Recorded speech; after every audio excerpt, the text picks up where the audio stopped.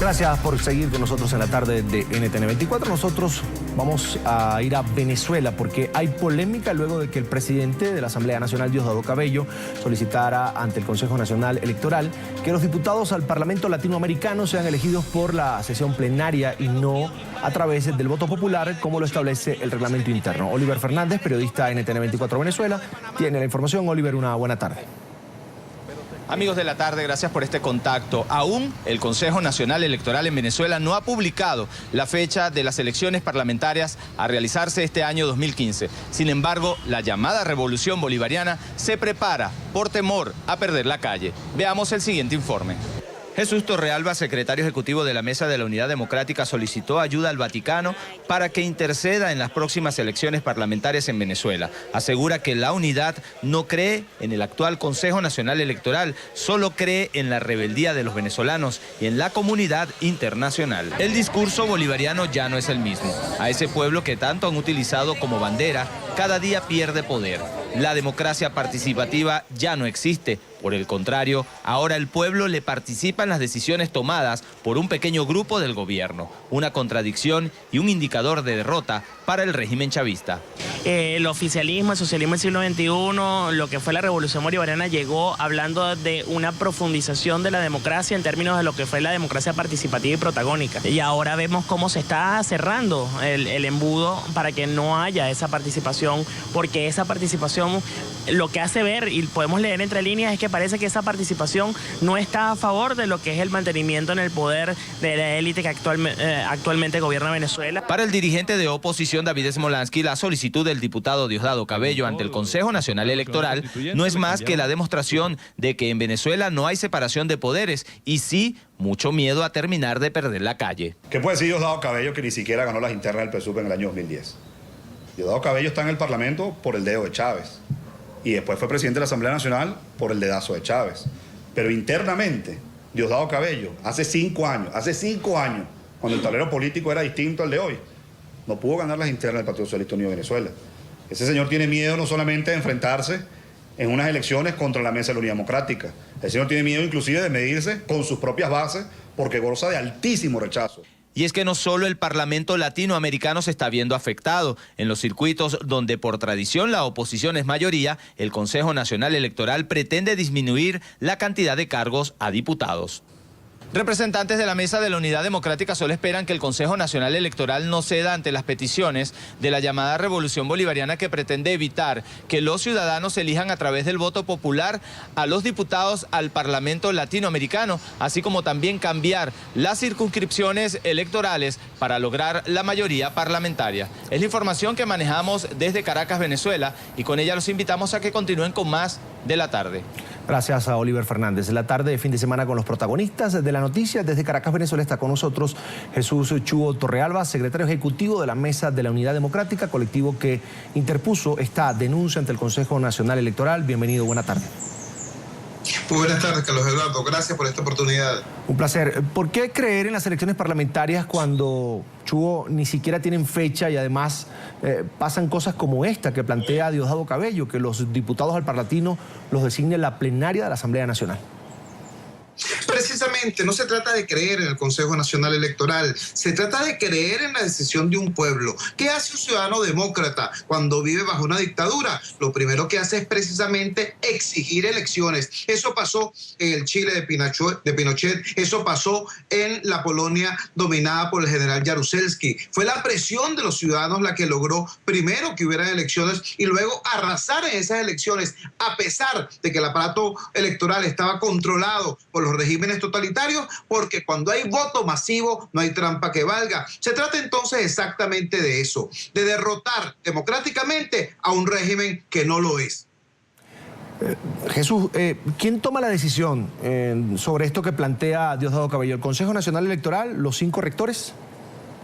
Es correcto. Los 5 rectores de la directiva del Consejo Nacional Electoral tienen ahora que decidir sobre 2 temas. En primer lugar, este tema político. El señor Diosdado Cabello, presidente de la Asamblea Nacional, le envía una exhortación a el Consejo Nacional Electoral para que no convoque las elecciones del Parlamentino. Esa exhortación es irrita e ilegal.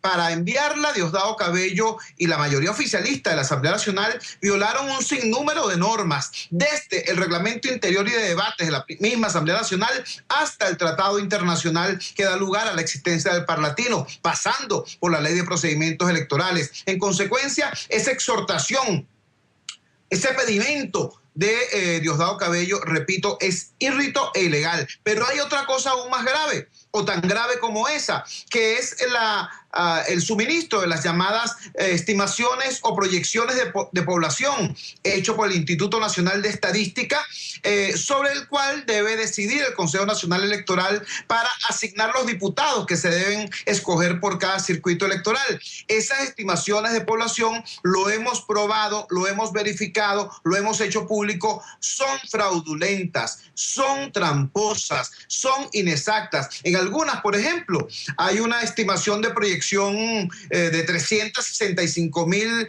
habitantes en un determinado municipio, el municipio Baruta, por ejemplo, del estado Miranda, acá en Caracas. Y luego bruscamente pierde supuestamente 100,000 habitantes en la estimación válida para el censo electoral. Y luego esos 100,000 habitantes mágicamente vuelven a reaparecer. Para decirlo en lenguaje de los burócratas venezolanos, pareciera que el Instituto Nacional de Estadística está bachaqueando, es decir, está transportando ilegalmente, al menos en los números, a electores de un lugar a otro. Eso lo hemos demostrado estadística, demográficamente. Es necesario entonces que el Consejo Nacional Electoral tampoco acepte esas cifras fraudulentas y exija la rectificación de las mismas. Esta denuncia la hemos hecho ante el Vaticano, la vamos a consignar ante todo el cuerpo diplomático acreditado en Caracas y ante organismos como la UNASUR, la OEA, las Naciones Unidas, porque es demasiado importante que la solución política a la crisis humanitaria que vive Venezuela pueda expresarse ciertamente a través del voto de los ciudadanos y no a través de la violencia. Jesús, eso que tú dices, un poco para que lo entienda nuestra audiencia, es modificar los circuitos electorales para quitarle diputados a las zonas donde normalmente gana la oposición y poner más diputados en los municipios, localidades donde normalmente gana el gobierno. Aún así, Jesús, hay que ir a elecciones con un Consejo Nacional Electoral ya denunciado ampliamente por la oposición, que tiene mayoría de personas simpatizantes, incluso que militaron en el partido de gobierno. En este momento, la estimación, todas las estimaciones, todos los sondeos de opinión revelan que el gobierno sufre un amplio rechazo. El 80% del país rechaza las políticas del gobierno y le asignan responsabilidad al presidente y a su partido por la crisis que se está viviendo en Venezuela. Todas las estimaciones revelan que la oposición democrática triplica prácticamente la intención de voto del gobierno. En este momento, insisto, de realizarse elecciones, aún con este Consejo Nacional Electoral, aún en estas condiciones de desventaja brutal frente al ventajismo del petroestado, el triunfo de los demócratas será amplio. Ahora, no basta con dormirse en los laureles. Hay que reseñar, denunciar, demostrar y enfrentar paso a paso cada una de estas irregularidades. Lo ubico en relación al tema de los circuitos. En el periodo electoral pasado, en el año 2010, la trampa que hizo el Consejo Nacional Electoral fue alterar los límites de los circuitos para de esa manera el oficialismo pudiera sacar más diputados con menos votos. En esta oportunidad, la presión, el marcaje, la vigilancia de los técnicos electorales de la oposición impidió que repitieran esa irregularidad. Ahora quieren hacerla a través de la variación de la población, de la estimación de población en los mismos circuitos. También en esta oportunidad hemos afortunadamente detectado a tiempo esa trampa y la hemos denunciado en forma oportuna. Tiene que entender el Consejo Nacional Electoral que no se trata simplemente del interés de un competidor. Se trata de la paz de la República. Se trata de encontrar una salida civilista, democrática, pacífica a una crisis humanitaria que, si llega a tener no una solución electoral, sino un desenlace de otra naturaleza, podría tener no solamente un alto costo para los venezolanos, sino un profundo impacto en toda la región. Jesús, piden ayuda internacional. Ya acudieron, en este caso, al Vaticano a través de su embajada, digámoslo así, la embajada, la Nunciatura Apostólica en Caracas. Puntualmente, ¿qué están pidiendo? Tal vez una observación internacional que no la hay en este momento para elecciones en Venezuela. Sí, recuerde usted que el Vaticano jugó un papel muy importante en el año 2014, pues fue el articulador de la misión de avenimiento que estaba integrada también por la llamada Troika, es decir, las cancillerías de Colombia, Brasil y Ecuador.